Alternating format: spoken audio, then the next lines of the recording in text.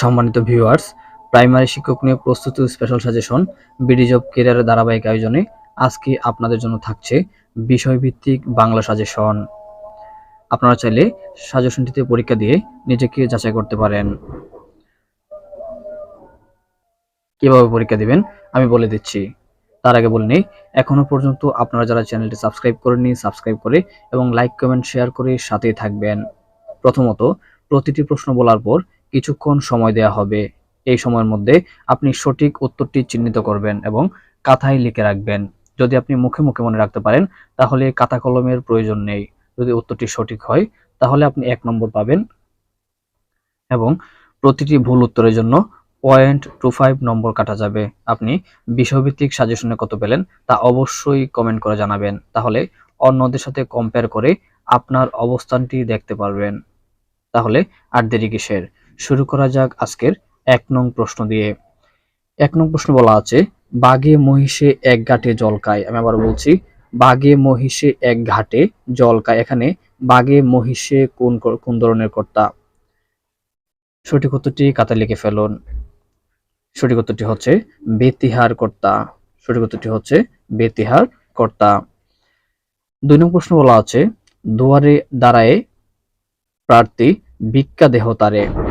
দুয়ারে দাঁড়ায়ে প্রার্থী ভিক্ষা দেহ তারে। এখানে দুয়ারে কোন কারক? আমি আবার বলছি, দুয়ারে দাঁড়ায়ে প্রার্থী ভিক্ষা দেহ তারে। এখানে দুয়ারে কোন কারক? আপনারা সঠিক উত্তরটি খাতায় লিখে ফেলুন। সঠিক উত্তরটি হচ্ছে ঐকদেশিক আধারাধিকরণ। সঠিক উত্তরটি হচ্ছে ঐকদেশিক আধারাধিকরণ। 3 নং প্রশ্ন বলা আছে, নিচের কোন বিরাম চিহ্নের ক্ষেত্রে থামার প্রয়োজন নেই? আবার বলছি, নিচের কোন বিরাম চিহ্নের ক্ষেত্রে থামার প্রয়োজন নেই? আপনারা সঠিক উত্তরটি খাতায় লিখে ফেলুন। সঠিক উত্তরটি হচ্ছে লুপ চিহ্ন। এটা হচ্ছে লুপ চিহ্ন বা ইলেক চিহ্ন বলা হয়। এই বিরাম চিহ্ন নিয়ে ব্রিজ অফ ক্যারিয়ার চ্যানেলে আপনারা চাইলে শর্ট টেকনিকের মাধ্যমে শর্ট ভিডিও দেওয়া আছে, আপনারা চাইলে শিখতে পারেন। আপনারা শর্ট ভিডিওতে গেলেই অনেকগুলো শর্ট টেকনিক পেয়ে যাবেন। এর মধ্যে বিরাম চিহ্নের টেকনিকটিও দেওয়া আছে, আপনারা চাইলে এখানে শিখে নিতে পারেন। 4 নং প্রশ্নে বলা আছে, কারচুপি শব্দের কার উপসর্গটি কোন ভাষা থেকে এসেছে? আমি আবার বলছি, কারচুপি শব্দের কার উপসর্গটি কোন ভাষা থেকে এসেছে? আপনারা সঠিক উত্তরটি খাতায় লিখে ফেলুন। সঠিক উত্তরটি হচ্ছে ফার্সি শব্দ। সঠিক উত্তরটি হচ্ছে ফার্সি শব্দ। 5 নং প্রশ্ন বলা আছে, যে পুরুষ বিয়ে করেছে তাকে এক কথায় কি বলা হয়? আমি আবার বলছি, যে পুরুষ বিয়ে করেছে তাকে এক কথায় কি বলা হয়? আপনারা সঠিক উত্তরটি খাতায় লিখে ফেলুন। সঠিক উত্তরটি হচ্ছে কৃতদার। সঠিক উত্তরটি হচ্ছে কৃতদার। 6 নং প্রশ্ন বলা আছে, গরুর শকট শব্দটি কি দোষে দুষ্ট? আমি আবার বলছি, গরুর শকট শব্দটি কি দোষে দুষ্ট? আপনারা সঠিক উত্তরটি খাতায় লিখে ফেলুন। সঠিক উত্তরটি হচ্ছে এটি একটি গরু চণ্ডালীর দোষ। সঠিক উত্তরটি হচ্ছে এটি একটি গরু চণ্ডালীর দোষ। 7 নং প্রশ্ন বলা আছে, না আমি যাব না। এখানে না কোন ধরনের অব্যয়? আমি আবার বলছি, না আমি যাব না। এখানে না কোন ধরনের অব্যয়? আপনারা সঠিক উত্তরটি খাতায় লিখে ফেলুন। সঠিক উত্তরটি হচ্ছে এটি একটি অনন্যই অব্যয়। সঠিক উত্তরটি হচ্ছে অনন্যই অব্যয়। 8 নং প্রশ্ন বলা আছে, দুর্গমগিরি কান্তার মরুদুস্তর পারাবার। পনোক্তিটিতে কান্তার শব্দের অর্থ কি? আমি আবার বলছি, দুর্গমগিরি কান্তার মরুদুস্তর পারাবার। পনোক্তিটিতে কান্তার শব্দের অর্থ কি? আপনারা সঠিক উত্তরটি খাতায় লিখে ফেলুন। সঠিক উত্তরটি হচ্ছে বন জঙ্গল। এই কান্তার শব্দের অর্থ হচ্ছে বন জঙ্গল। 9 নং প্রশ্ন বলা আছে, নজরুলের গল্প গ্রন্থ কোনটি? আমি আবার বলছি, নজরুলের গল্প গ্রন্থ কোনটি? আপনারা সঠিক উত্তরটি খাতায় লিখে ফেলুন। সঠিক উত্তরটি হচ্ছে শিউলিমালা।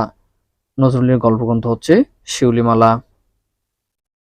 10 নং প্রশ্ন বলা আছে, কারাগারের রোজনামচা গ্রন্থটির প্রকাশককে? আমি আবার বলছি, কারাগারের রোজনামচা গ্রন্থটির প্রকাশককে? আপনারা সঠিক উত্তরটি খাতায় লিখে ফেলুন।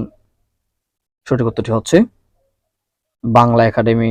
সঠিক উত্তরটি হচ্ছে বাংলা একাডেমি।